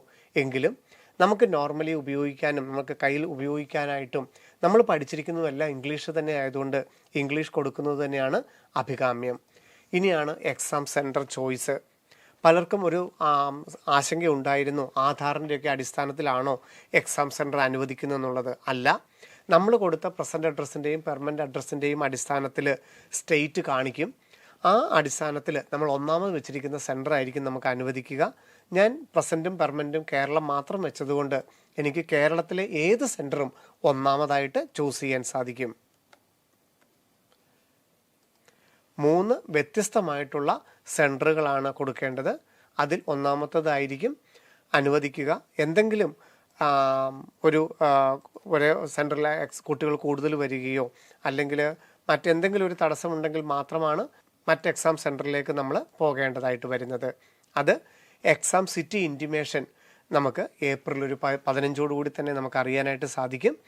അതിനുശേഷമായിരിക്കും ഏപ്രിൽ അവസാനത്തെ ആഴ്ച അഡ്മിറ്റ് കാർഡ് റിലീസാകുമ്പോഴാണ് ഏത് സ്കൂളിൽ വെച്ചിട്ടാണ് നീറ്റ് എക്സാം നടക്കുന്നതെന്നുള്ളത് അറിയാൻ സാധിക്കുക. ഇനിയുള്ളത് ഞാൻ ആദ്യം പറഞ്ഞതുപോലെ തന്നെ ഒരു ജനറൽ ആയിട്ടുള്ള ഒരു നമ്മളുടെ ഡീറ്റെയിൽസ് കളക്ട് ചെയ്യുന്ന ഒരു ഡേറ്റാബേസ് കളക്ട് ചെയ്യുന്നു മാത്രമേ ഉള്ളൂ. നമ്മളുടെ അച്ഛൻ്റെ ജോലി, അമ്മയുടെ ജോലി, അവരുടെ ആനുവൽ ഇൻകം എന്നുള്ളതൊക്കെ ഇതൊന്നും ESI ആയിട്ടൊന്നും യാതൊരു ബന്ധവുമില്ല. ESI IP വാർഡ് സർട്ടിഫിക്കറ്റ് ഉള്ളവർക്കൊന്നും ഇപ്പോൾ ഈ നീറ്റിൻ്റെ ആപ്ലിക്കേഷനോട് ബന്ധപ്പെട്ട് യാതൊന്നും ഫില്ല് ചെയ്യേണ്ടതായിട്ടില്ല. മെയ് 10 കൂടി ESIയുടെ വെബ്സൈറ്റിലാണ് നമ്മൾ ESI സംബന്ധിച്ചുള്ള കാര്യങ്ങളെല്ലാം എൻ്റർ ചെയ്യുകയും IP വാർഡ് സർട്ടിഫിക്കറ്റ് എടുക്കുകയും ചെയ്യേണ്ടത്. ഇത് നമ്മുടെ ജനറൽ ആയിട്ടുള്ള ഇൻഫർമേഷൻ മാത്രം കൊടുത്താൽ മതിയാകും. ആദ്യം അച്ഛൻ്റെ ജോലി, പ്രൈവറ്റ് സെക്ടറെന്നോ ഗവൺമെൻറ് സെക്ടറെന്നോ എന്താണോ യഥാർത്ഥ ജോലി അത് വെക്കാം. അതിനുശേഷം അവരുടെ ഗ്രാജുവേഷൻ, അവരുടെ എഡ്യൂക്കേഷൻ ക്വാളിഫിക്കേഷൻ വെക്കുന്നു. അതിനുശേഷം അമ്മ ഹൗസ് വൈഫ് ആണെങ്കിൽ ഇൻക്ലൂഡിങ് ഹൗസ് വൈഫ് എന്നുള്ളത് നമുക്ക് കൊടുക്കാനായിട്ട് സാധിക്കും. വീണ്ടും നമ്മൾ ക്യാപ്ച എൻ്റർ ചെയ്യുന്നു. ഇനി നമ്മളുടെ അക്കാഡമിക് ഡീറ്റെയിൽസ്, കാൻഡിഡേറ്റിൻ്റെ 10ാം ക്ലാസ്സിൻ്റെയും 12ാം ക്ലാസ്സിൻ്റെയും ഡീറ്റെയിൽസ്. ആദ്യം 10ാം ക്ലാസ് നമ്മൾ പാസ്ഡ് എന്ന് വെക്കുന്നു. ഏത് വർഷമാണോ 10ാം ക്ലാസ് പഠിച്ചത് 2022 അല്ലെ 23 അല്ലെ 24 വെക്കുന്നു. ക്ലാസ് 10th ഇക്വലൻ്റ് എന്ന് വെക്കുന്നു. വീണ്ടും അർബൻ ആണോ റൂറൽ ആണോ എന്നൊരു ചോദ്യം, ജസ്റ്റ് ഡാറ്റാബേസ് കളക്ഷൻ എന്ന് മാത്രമേ ഉള്ളൂ. നിങ്ങളുടെ സ്കൂൾ ഇരിക്കുന്ന സ്ഥലം, ഗവൺമെൻറ് ആണോ പ്രൈവറ്റ് ആണോ എയ്ഡഡ് ആണോ എന്നുള്ള ചോദ്യം. അതൊക്കെ നിങ്ങളുടെ സ്കൂളിനനുസരിച്ച് കൊടുക്കുന്നു. നിങ്ങൾ ഏത് 10ാം ക്ലാസ്സിന് നിങ്ങളുടെ സ്കൂൾ സ്ഥിതി ചെയ്യുന്ന എവിടെയാണ്, കേരളം എന്ന് വെക്കാം. ഇനി അല്ലതല്ലെങ്കിൽ ഔട്ട്സൈഡ് ഇന്ത്യ ആണെങ്കിൽ അങ്ങനെയുള്ളൊരു ചോദ്യമുണ്ട്. അത് നിങ്ങളുടെ സ്കൂളിനനുസരിച്ച് ചെയ്യുന്നു. ദെൻ പിന്നീട് ഒരു സംശയം വരുന്നത്, കേരള സിലബസ് പഠിച്ച വിദ്യാർത്ഥികൾക്ക് എന്താണ് വെക്കേണ്ടത്? നമുക്ക് അതേഴ്സ് എന്ന് വെച്ചിട്ട് നമുക്ക് ഗ്രേഡ് വെക്കാം. എല്ലാ A+ ആണെങ്കിൽ അങ്ങനെ വെക്കാം, അല്ലെങ്കിൽ A ഗ്രേഡ് ആണെങ്കിൽ അങ്ങനെ വെക്കാം. അതിനുശേഷം CBC ആണെങ്കിൽ നിങ്ങൾക്ക് പെർസെൻറ്റേജ് എന്ന് വെച്ചിട്ട് നിങ്ങളുടെ റോൾ നമ്പറും സ്കൂളിൻ്റെ അഡ്രസ്സും പിൻകോഡും എൻ്റർ ചെയ്യാം. വിദേശത്തുള്ളവർക്ക് ഈ പിൻകോഡ് നമുക്കറിയാം 6 ഡിജിറ്റ് ഉണ്ടാവില്ല. അവർക്ക് സിപ്പ് കോഡൊക്കെയാണുള്ള, അല്ലെങ്കിൽ സ്കൂൾ കോഡൊക്കെയാണ് ഉണ്ടാവുക. അത് 5 അക്കോ 4 അക്കോ ഉണ്ടാവുകയുള്ളൂ. അപ്പോൾ അവരുടെ മാർക്ക് ലിസ്റ്റിൽ കിടക്കുന്ന, വിദേശത്താണ് 10th ചെയ്തതെങ്കിൽ അവരുടെ മാർക്ക് ലിസ്റ്റിൽ കിടക്കുന്ന കൺട്രി കോഡ് അല്ല സ്കൂൾ കോഡിൻ്റെ അവസാനം ആവശ്യത്തിന് 0, ആദ്യം 0 ചേർത്താൽ എടുക്കില്ല, അവസാനം ആവശ്യത്തിന് 0 ചേർത്ത് 6 ഡിജിറ്റ് ആക്കി എൻ്റർ ചെയ്യാനാണ് പറഞ്ഞിരിക്കുന്നത്. വീണ്ടും 12ാം ക്ലാസ്സിൻ്റെ ഡീറ്റെയിൽസ്, 12ാം ക്ലാസ് പാസ്ഡ് ആണെന്നുണ്ടെങ്കിൽ അങ്ങനെ വെക്കുന്നു, അപ്പിയറിംഗ് ആണെന്നുണ്ടെങ്കിൽ അങ്ങനെ വെക്കുന്നു. 2026 ബോർഡ് എക്സാം എഴുതുന്നവർക്കും ഇതിന് അർഹതയുണ്ടല്ലോ. ഇനി ഏത് വർഷമാണ് പാസ്സായത്? അതിനുശേഷം നിങ്ങൾക്കൊരു സംശയം ഉണ്ടാകും, എല്ലാ വർഷവും ഉള്ള ചോദ്യം തന്നെയാണിത്. നമ്മൾ കോഡ് 2 എന്നാണ് നമ്മൾ എൻ്റർ ചെയ്യാറുള്ളത് സാധാരണ. മറ്റ് ഡിഗ്രിയോ അല്ലെങ്കിൽ മറ്റ് ക്വാളിഫിക്കേഷൻ കീപ്പ് ചെയ്യുന്നവർ ഇതിന് ക്വാളിഫിക്കേഷൻ, നീറ്റിൻ്റെ അർഹത എന്താണെന്നുള്ളതാണ് ഇവർ ചോദിച്ചിരിക്കുന്നത്. നിങ്ങൾ എന്തൊക്കെ പഠിച്ചു എന്നുള്ളതല്ല ഇവിടെ ചോദിച്ചിരിക്കുന്നത്. നീറ്റിന് പരീക്ഷ എഴുതാനുള്ള നിങ്ങളുടെ ക്വാളിഫിക്കേഷൻ എന്താണെന്നുള്ളതാണ്. അപ്പോൾ +2 കഴിഞ്ഞവരാണെന്നുണ്ടെങ്കിൽ നിങ്ങൾ 2 എന്നാണ് കൊടുക്കുന്നത് ഉചിതം. അതിനുശേഷം സ്കൂളിൻ്റെ അർബൻ അല്ലെങ്കിൽ അതുപോലെ തന്നെ ഗവൺമെൻറ് ആണോ പ്രൈവറ്റ് ആണോ, എവിടെ പഠിക്കുന്നു എന്നുള്ള ചോദ്യം. പിന്നെ +2ൻ്റെ റോൾ നമ്പർ. +2 കഴിഞ്ഞവരാണെന്നുണ്ടെങ്കിൽ നിങ്ങളുടെ ടോട്ടൽ മാർക്ക്, നിങ്ങളുടെ മാർക്ക് ലിസ്റ്റിൽ കിടക്കുന്നത്, ഇപ്പോൾ സ്റ്റേറ്റ് സിലബസ് ആണെന്നുണ്ടെങ്കിൽ നിങ്ങളുടെ മാർക്ക് ലിസ്റ്റിൽ മൊത്തം മാർക്കുണ്ട്, 1200 മാർക്കുണ്ട്. അങ്ങനെ എൻ്റർ ചെയ്യാം. CBC ആണെന്നുണ്ടെങ്കിൽ നിങ്ങളുടെ സെക്കൻഡ് ഇയർ മാർക്ക് മാത്രമേ ഉള്ളൂ, 500ലുള്ള മാർക്ക് എൻ്റർ ചെയ്യാം. ICC ആണെങ്കിലും നിങ്ങളുടെ മാർക്ക് ലിസ്റ്റിൽ എത്ര നമ്പർ കിടപ്പുണ്ടോ, എത്രയാണോ നിങ്ങളുടെ മാർക്ക് കിടക്കുന്നത് ആ മാർക്ക് എൻ്റർ ചെയ്ത്, ചിലരുടെ 600-ലാവാം, ചിലരുടെ 500-ലാവാം. അപ്പോൾ എത്രയാണോ നിങ്ങളുടെ മാർക്ക് ലിസ്റ്റിൽ കിടക്കുന്ന മാർക്ക് ഫുൾ അത് എൻ്റർ ചെയ്യാനാണ് പറഞ്ഞിരിക്കുന്നത്. ദെൻ നമ്മൾ അടുത്ത ക്യാപ്ചയിലേക്ക് പോകുന്നു. നമുക്കറിയാം ഒരു വിദ്യാർത്ഥിക്ക് ഒരു കാരണവശാലും 2 ഓൺലൈൻ ആപ്ലിക്കേഷൻ ഉണ്ടാക്കാൻ പാടില്ല. അതുകൊണ്ട് അങ്ങനെയുള്ള വിദ്യാർത്ഥികൾക്ക് പിന്നീട് എക്സാം എഴുതുന്നതിനും അഡ്മിഷൻ സമയത്തും ഒക്കെയുള്ള സാങ്കേതിക ബുദ്ധിമുട്ടുകൾ ഉണ്ടാകും. അത് ഒഴിവാക്കുന്നതിനായിട്ട് ട്വിൻ ബ്രദർ ഉണ്ടോ, ട്വിൻ സിസ്റ്റർ ഉണ്ടോ എന്നുള്ള ചോദ്യമാണ് ഇവിടെ. അങ്ങനെ ഉണ്ടെന്നുണ്ടെങ്കിൽ അവരുടെ ഡീറ്റെയിൽസ് എൻ്റർ ചെയ്യാം, അവരുടെ ആപ്ലിക്കേഷൻ നമ്പറൊക്കെ എൻ്റർ ചെയ്യാം. അതല്ല ആദ്യം നമ്മളിപ്പോൾ ട്വിന്നിൻ്റെ ഒരാൾ ആദ്യം എൻ്റർ ചെയ്യുമ്പോൾ ഒരു ഡീറ്റെയിൽ കൊടുക്കുന്നു, അവിടെ നമ്മൾ നോ എന്ന് കൊടുക്കുന്നു. രണ്ടാമത്തെ ആളുടെ ഡീറ്റെയിൽ എൻ്റർ ചെയ്യുമ്പോൾ എസ് എന്ന് എൻ്റർ ചെയ്തിട്ട് ആദ്യത്തെ കുട്ടിയുടെ ആപ്ലിക്കേഷൻ നമ്പർ അവിടെ കൊടുക്കാൻ സാധിക്കും. ട്വിൻ അല്ല എന്നുണ്ടെങ്കിൽ, നമുക്ക് സഹോദരങ്ങളാണെന്നുണ്ടെങ്കിൽ അവരുടെ ആപ്ലിക്കേഷൻ നമ്പറിൽ ഡേറ്റ് ഓഫ് ബർത്തിന് തന്നെ വ്യത്യാസമുണ്ട്. അതുകൊണ്ട് അവർ ഇതിനകത്ത് നോ എന്ന് തന്നെയാണ് കൊടുക്കേണ്ടത്. അല്ലാത്ത ജനറൽ വിഭാഗമെല്ലാം നോ എന്ന് തന്നെ കൊടുക്കുന്നു. അടുത്ത ചോദ്യം, നീറ്റുമായിട്ട് ബന്ധപ്പെട്ട് 2025 നീറ്റ് എഴുതിയോ? Yes or no? എത്ര പ്രാവശ്യം എഴുതി? പിന്നെ മുമ്പ് എത്ര പ്രാവശ്യം എഴുതി? ഒരു പ്രാവശ്യമാണ് അങ്ങനെ എഴുതുന്നു. അതിനുശേഷം നിങ്ങളുടെ ജനിച്ചത് എവിടെയാണ്, ഇന്ത്യയിലാണോ വെളിയിലാണോ എന്നുള്ള ചോദ്യം, സ്റ്റേറ്റ് ഡിസ്ട്രിക്റ്റ് ഒക്കെ എൻ്റർ ചെയ്യുന്നു. വീണ്ടും നമ്മൾ ക്യാപ്ചയിലോട്ട് കിടക്കുന്നു. വളരെ സിമ്പിളായിട്ടുള്ളൊരു ആപ്ലിക്കേഷൻ പ്രൊസീജിയറാണ്. ഇതിനകത്ത് നിങ്ങൾക്ക് ലൈവ് ഫോട്ടോയും ആധാർ വെരിഫിക്കേഷനും മാത്രമായിരിക്കും അല്പമെങ്കിലും ബുദ്ധിമുട്ടുണ്ടാക്കുന്നത്. ഇനി നമ്മൾ രണ്ടാമത്തെ മൊബൈൽ നമ്പറും രണ്ടാമത്തെ ഇമെയിൽ ഐഡിയും എമർജൻസി കോൺടാക്ട് ഡീറ്റെയിൽസ്, നമുക്ക് ആദ്യം കൊടുത്തിരിക്കുന്നതിനകത്ത് എന്തെങ്കിലും ഒരു അലേർട്ട് വരാൻ നമ്മളെ അറിയിക്കാനായിട്ട് പറ്റിയില്ലെങ്കിൽ അവർക്ക് നമ്മളെ കോൺടാക്ട് ചെയ്യാനുള്ളൊരു എമർജൻസി കോൺടാക്ട് ഡീറ്റെയിൽസ്. പക്ഷെ നമ്മളിപ്പോൾ കൊടുക്കുന്ന ഈ മൊബൈലിലും ഈ ഇമെയിൽ ഐഡിയും വ്യത്യസ്തമായിട്ടുള്ള OTP വരും. ആ OTPയും എൻ്റർ ചെയ്താൽ മാത്രമേ നമുക്ക് ആപ്ലിക്കേഷൻ്റെ അടുത്ത ഘട്ടങ്ങളിലേക്ക് പോകാൻ കഴിയുള്ളൂ എന്ന് മാത്രം. പുതിയതായി വന്നിരിക്കുന്ന OTP എൻ്റർ ചെയ്യുന്നു. ഇനിയാണ് നമ്മുടെ ലൈവ് ഫോട്ടോ ക്യാപ്ചറിങ്. ഇവിടെയാണ് വിദ്യാർത്ഥികൾ ഏറ്റവും അധികം ശ്രദ്ധിക്കേണ്ടത്. കാരണം നിങ്ങളുടെ ഈ ലൈവ് ഫോട്ടോയാണ് നിങ്ങളുടെ അഡ്മിറ്റ് കാർഡിൽ വരുന്നത്. അപ്പോൾ ഒരു വിദ്യാർത്ഥിയെ ഐഡൻറ്റിഫൈ ചെയ്യാനായിട്ട് അഡ്മിറ്റ് കാർഡാണല്ലോ ഏറ്റവും ഉപയോഗിക്കുന്നത്. അതുകൊണ്ട് നിങ്ങൾ ഈ ലൈവ് ഫോട്ടോ ക്യാപ്ചർ ചെയ്യുമ്പോൾ നിങ്ങളുടെ വെബ് ക്യാം വഴിയോ അല്ലെങ്കിൽ നിങ്ങളുടെ മൊബൈൽ വഴിയൊക്കെയാണ് ചെയ്യുന്നതെങ്കിൽ നിങ്ങൾ വളരെ മുഖം നല്ല സ്ട്രെയിറ്റ് ആയിട്ട് പിടിക്കുകയും നിങ്ങളുടെ കണ്ണുകൾ രണ്ടും തുറന്ന് ഐറിസ് കിട്ടുന്നുണ്ട് എന്നുള്ള ഉറപ്പ് വരുത്തുകയും മുഖം നല്ല വ്യക്തമാണെന്ന് ഉറപ്പ് വരുത്തുകയും ചെയ്തതിന് ശേഷം മാത്രമേ അടുത്ത സ്റ്റെപ്പിലേക്ക് ദയവായിട്ട് പോകാവുള്ളൂ. ഓൺലൈൻ അപ്ലൈ ചെയ്യുന്നത് രക്ഷിതാക്കളാണെന്നുണ്ടെങ്കിൽ വിദ്യാർത്ഥി മൊബൈലുമായിട്ട് മറ്റൊരിടത്തുണ്ട് എന്നുണ്ടെങ്കിൽ നിങ്ങൾക്ക് കാണുന്ന ഈ QR കോഡ് അവരുടെ മൊബൈലിലോട്ട് അയച്ചു കൊടുക്കുകയും 10 മിനിറ്റിനുള്ളിൽ തന്നെ 10 മിനിറ്റ് ആ QR കോഡിന് വാലിഡിറ്റി ഉണ്ടാവുള്ളൂ. വിദ്യാർത്ഥിക്ക് ആ മൊബൈൽ വരുന്ന QR കോഡ് ഓപ്പൺ ചെയ്ത് ഫോട്ടോ ഓട്ടോമാറ്റിക്കായിട്ട് ക്യാപ്ചർ ചെയ്ത് ഈ ആപ്ലിക്കേഷനിലോട്ട് എൻട്രി ആവുന്നതാണ്. ഇനി അതല്ല എന്നുണ്ടെങ്കിൽ രക്ഷിതാക്കൾക്ക് ഈ സ്റ്റെപ്പിൽ വെച്ച് ഈ ആപ്ലിക്കേഷൻ തൽക്കാലത്തേക്ക് നിർത്തിയിട്ട് ആപ്ലിക്കേഷൻ വരും, പാസ്വേഡും വിദ്യാർത്ഥിക്ക് പറഞ്ഞു കൊടുക്കുന്നു. വിദ്യാർത്ഥി മറ്റൊരു ലാപ്ടോപ്പിൽ അല്ലെങ്കിൽ മൊബൈലിൽ ഇത് ലോഗിൻ ചെയ്തിട്ട് ഫോട്ടോ ക്യാപ്ചർ ചെയ്ത് രക്ഷിതാക്കൾക്ക് വീണ്ടും ഇത് പ്രൊസീഡ് ചെയ്യാം. എന്താണെങ്കിലും ഏറ്റവും ശ്രദ്ധിച്ച് ചെയ്യണം. വിദ്യാർത്ഥികളുടെ നീറ്റ് 2026 അഡ്മിറ്റ് കാർഡിൽ ഈ ലൈവ് ഫോട്ടോയാണ് വരുന്നത്. ഈ ലൈവ് ഫോട്ടോ ആധാറിൻ്റെ ഫോട്ടോ ആയിട്ട് ഇപ്പം തന്നെ വെരിഫൈ ചെയ്യുന്നുണ്ട്. അതുകൊണ്ട് മുഖം നന്നായിട്ട് കാണത്തക്ക രീതിയിൽ, നമ്മുടെ ഐറിസ് നന്നായിട്ട് കാണത്തക്ക രീതിയിൽ, ഇവിടെ വൈറ്റ് ആയിരിക്കണം നിർബന്ധമൊന്നുമില്ല, പക്ഷേ ബാക്ക്ഗ്രൗണ്ട് ഒക്കെ ശ്രദ്ധിച്ച് നന്നായിട്ട് ഫോട്ടോ എടുക്കുക. മാക്സിമം ഇതിൽ വരത്തക്ക രീതിയിൽ ക്യാമറയിലോട്ട് വേണം നമ്മുടെ കണ്ണുകൾ നോക്കുവാനായിട്ട്. നമ്മളുടെ മുഖം എത്രത്തോളം നമുക്ക് വലിപ്പത്തിൽ വരുത്താൻ സാധിക്കുമോ നമ്മുടെ കണ്ണുകൾ ക്യാമറയിലോട്ട് വേണം നോക്കാനായിട്ട്. എന്നിട്ട് നമുക്ക് ക്യാപ്ചറിങ് കൊടുക്കാം. ക്യാപ്ചറിങ് കിട്ടിയെന്ന് ഉറപ്പുണ്ടെങ്കിൽ നമുക്ക് അപ്ലോഡ് ഫോട്ടോഗ്രാഫ് കൊടുക്കാം. ഒന്ന് ശ്രദ്ധിക്കുക, ഇവിടെ നമ്മൾ അപ്ലോഡ് എന്ന് കൊടുത്തു കഴിഞ്ഞാൽ ഒരു കാരണവശാലും ഈ ക്യാപ്ചറിങ് എഡിറ്റ് ചെയ്യാൻ സമ്മതിക്കില്ല. അതുകൊണ്ട് നമുക്ക് കൃത്യമാണ് എന്ന് ഉറപ്പ് വരുത്തി, ഐറിസൊക്കെ കിട്ടുമെന്ന് ഉറപ്പ് വരുത്തിയിട്ട് ശേഷം അപ്ലോഡ് ഫോട്ടോഗ്രാഫ് കൊടുക്കുന്നു. ഇത് ഉദയയുടെ ഡേറ്റയായിട്ടും ഇപ്പോൾ തന്നെ ഐറിസ് ചെക്ക് ചെയ്യുകയും ചെയ്യും. എൻ്റെ ഫോട്ടോ ഉദയയുടെ ഡേറ്റയുമായിട്ടും വെരിഫൈ ചെയ്തു. ഐറിസൊക്കെ ക്ലിയർ ആയതുകൊണ്ട് തന്നെ ഏറ്റവും അവസാനത്തെ സ്റ്റെപ്പിലേക്ക് വന്നിരിക്കുന്നു, ഫോട്ടോ അപ്ലോഡ് ചെയ്യാനുള്ള സെക്ഷൻ. കഴിഞ്ഞ വർഷം നമുക്കറിയാം അപ്ലോഡ് ചെയ്യേണ്ട ഡോക്യുമെൻസിനൊക്കെ പ്രത്യേകം പേരിടണമായിരുന്നു, ഫയൽ നെയിം വേണമായിരുന്നു. ഇത്തവണ അങ്ങനെയൊന്നും പറഞ്ഞിട്ടില്ല. നിശ്ചിത അളവിലുള്ള വലിപ്പത്തിലുള്ള ഫോട്ടോ ആയിരിക്കണമെന്ന് മാത്രമേ ഉള്ളൂ. പാസ്പോർട്ട് സൈസ് ഫോട്ടോഗ്രാഫ് 200 കിലോബൈറ്റ്സ് താഴെയുള്ള ജെപെഗ് ഫോർമാറ്റ്, പേരും ഡേറ്റും ഒന്നും മെൻഷൻ ചെയ്യേണ്ട, പ്ലെയിൻ ഫോട്ടോ, വൈറ്റ് ബാക്ക്ഗ്രൗണ്ട്, മുഖം 80% വലിപ്പത്തിലുള്ള നല്ല ക്ലിയർ ആയിട്ടുള്ള ലെജിബിൾ ആയിട്ടുള്ള ഫോട്ടോഗ്രാഫ്. പലർക്കും സംശയം സ്പെക്സിൻ്റെ കാര്യത്തിലാണ്. റെഗുലറായിട്ട് സ്പെക്സ് ഉപയോഗിക്കുന്ന ആളാണെങ്കിൽ സ്പെക്സ് വെച്ച് ഫോട്ടോ എടുക്കാം. ഓൺലൈൻ ആപ്ലിക്കേഷനും അഡ്മിറ്റ് കാർഡിലുള്ള ഫോട്ടോയും എക്സാം സെൻട്രൽ സ്പെക്സ് ഉപയോഗിക്കുന്നതുമായിട്ട് യാതൊരു ബന്ധവുമില്ല. അതുകൊണ്ട് നിങ്ങളുടെ മുഖം ക്ലിയർ ആയിട്ട് ആളെ തിരിച്ചറിയണമെന്ന് മാത്രമേ ഉള്ളൂ. അതിനുശേഷം നിങ്ങളുടെ 10 ഫിംഗേഴ്സിൻ്റെയും ഇംപ്രഷൻ 200 കിലോബൈറ്റ്സ് താഴെയുള്ള ജെപെഗ് ഫോർമാറ്റ്, സിഗ്നേച്ചർ 100 കിലോബൈറ്റ്സ് താഴെയുള്ള ജെപെഗ് ഫോർമാറ്റ്, പിന്നെ കാറ്റഗറി സർട്ടിഫിക്കറ്റ്. നമ്മളിപ്പോൾ EWS കൊടുത്ത് പോകുന്നത് കൊണ്ടാണ് കാറ്റഗറി സർട്ടിഫിക്കറ്റ് നമ്മൾ അപ്ലൈ ചെയ്തിട്ടുള്ളൂ എന്ന് പറഞ്ഞു. എങ്കിൽ പോലും കാറ്റഗറി സർട്ടിഫിക്കറ്റ് ഇത്തവണ അപ്ലോഡ് ചെയ്യാനായിട്ടുണ്ട്. അപ്പോൾ കാറ്റഗറി സർട്ടിഫിക്കറ്റ് നമ്മൾ ആപ്ലിക്കേഷൻ തീരുന്ന 8-ാം തീയതിക്ക് മുമ്പായിട്ട് നമ്മൾ അപ്ലോഡ് ചെയ്യേണ്ടതായിട്ടുണ്ട്. വീണ്ടും 10ാം ക്ലാസ്സിൻ്റെ മാർക്ക് ലിസ്റ്റ്, 10ാം ക്ലാസ്സിൻ്റെ സർട്ടിഫിക്കറ്റ്, സ്റ്റേറ്റ് സിലബസിൽ പഠിച്ചവർക്ക് ഇത് രണ്ടും ഒന്ന് തന്നെയാണ്. ഒരേ PDF രണ്ടിടത്തും അപ്ലോഡ് ചെയ്താൽ മതിയാകും. 10th മാർക്ക് ലിസ്റ്റും കാറ്റഗറി സർട്ടിഫിക്കറ്റും ഒക്കെ 300 കിലോബൈറ്റ്സ് താഴെയുള്ള PDF ഫോർമാറ്റാണ്. പിന്നെ ഇത്തവണ കൂടുതലായിട്ട് പറഞ്ഞിരിക്കുന്നത് അഡ്രസ് പ്രൂഫാണ്. നമ്മൾ ആധാർ തന്നെയാണ് പറഞ്ഞിരിക്കുന്നതെങ്കിൽ പോലും നമ്മൾ അഡ്രസ് പ്രൂഫ് അപ്ലോഡ് ചെയ്യണം. അപ്പോൾ നിങ്ങൾ പ്രസൻറ്റ് അഡ്രസ്സും പെർമനൻ്റ് അഡ്രസ്സും നമുക്ക് രണ്ടായിട്ടാണ് വെച്ചിരിക്കുന്നതിൽ രണ്ടും കൂടെ നിങ്ങൾ ഒരുമിച്ച് ഒരൊറ്റ PDF ആയിട്ട് വേണം അപ്ലോഡ് ചെയ്യാൻ.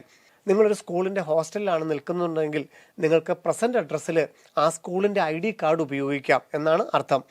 അതുപോലെ നിങ്ങളുടെ ആധാറും നിങ്ങൾക്ക് അപ്ലോഡ് ചെയ്യാം. അതിനകത്ത് സ്പെല്ലിംഗ് മിസ്റ്റേക്കോ സ്ഥലമോ ഒന്നും വെരിഫൈ ചെയ്യുന്നുള്ളതല്ല. അത് പ്രസൻറ്റ് അഡ്രസ്സും പെർമനൻ്റ് അഡ്രസ്സും ഒന്ന് തന്നെയാണെങ്കിൽ ഒരു പ്രൂഫ് മാത്രം അപ്ലോഡ് ചെയ്താൽ മതി. വ്യത്യസ്തമായിട്ടാണ് നിങ്ങൾ എൻ്റർ ചെയ്തിരിക്കുന്നതെങ്കിൽ രണ്ടും കൂടെ മെർജ് ചെയ്ത് ഒറ്റ PDF ആയിട്ട് വേണം അപ്ലോഡ് ചെയ്യുവാൻ. ഇവിടെ 2 കാര്യങ്ങൾ ശ്രദ്ധിക്കണം. ഒന്ന്, നമ്മളുടെ സിഗ്നേച്ചറിൻ്റെ കോളവും ഫിംഗർ പ്രിൻ്റിൻ്റെ കോളവും ഒന്നും മാറിപ്പോകാതെ ഒരിക്കൽ കൂടി ഒന്ന് പ്രിവ്യൂ നോക്കണം. നമ്മൾ കൺഫർമേഷനൊക്കെ എടുത്തു കഴിഞ്ഞാൽ ഈ ഒരു സെക്ഷനൊക്കെ നമുക്ക് എഡിറ്റിംഗ് അനുവദിക്കുകയില്ല. അതുകൊണ്ട് നമ്മളുടെ ഫോട്ടോഗ്രാഫ്, അതുപോലെ ഫിംഗർ പ്രിൻ്റ്, സിഗ്നേച്ചർ എന്നിവ ഒരിക്കൽ കൂടി കൃത്യമാണ് എന്നുള്ളത് ഉറപ്പ് വരുത്തിയിട്ട് വേണം നമ്മൾ ക്യാപ്ചയിലോട്ട് പോകുവാൻ, ക്യാപ്ച എൻട്രി ചെയ്യുവാൻ. ഇനി പ്രിവ്യൂ സെക്ഷൻ. നമ്മൾ ആദ്യം മുതലുള്ള ഡേറ്റ വളരെ സാവധാനത്തിൽ ശ്രദ്ധയോടുകൂടി നമ്മൾ വായിക്കുക. തെറ്റുകളൊന്നും ഉണ്ടായിട്ടില്ല എന്നുള്ളത് ഉറപ്പ് വരുത്തുക. ഏത് ഡീറ്റെയിൽസ് നമുക്ക് എഡിറ്റ് ചെയ്യാനുള്ള അവസരം ഉണ്ടായിരിക്കും, അത് ഇപ്പോൾ വേണമെങ്കിൽ നമുക്ക് ഉപയോഗിക്കാം. ഇനി ഇതിന് ശേഷം നമുക്ക് അനുവദിക്കുന്ന ചില മേഖലകൾ മാത്രമേ നമുക്ക് മാർച്ച് 10, 11, 12 തീയതികളിൽ അനുവദിക്കുകയുള്ളൂ. ഫുൾ ആപ്ലിക്കേഷൻ ഇപ്പോൾ മാത്രമേ നമുക്ക് പ്രിവ്യൂ നമുക്ക് അവൈലബിൾ ആയിരിക്കുകയുള്ളൂ. നമ്മൾ അപ്ലോഡ് ചെയ്തിരിക്കുന്ന കാര്യങ്ങൾ നമുക്ക് കാണാം. നമ്മളുടെ ഫോട്ടോഗ്രാഫ്, നമ്മളുടെ 10 ഫിംഗറിൻ്റെ ഇംപ്രഷൻ, സിഗ്നേച്ചർ, മാർക്ക് ലിസ്റ്റുകൾ, നമ്മുടെ കാറ്റഗറി സർട്ടിഫിക്കറ്റ്, ലൈവ് ഫോട്ടോ എന്നിവയെല്ലാം നിങ്ങൾക്ക് കാണാം.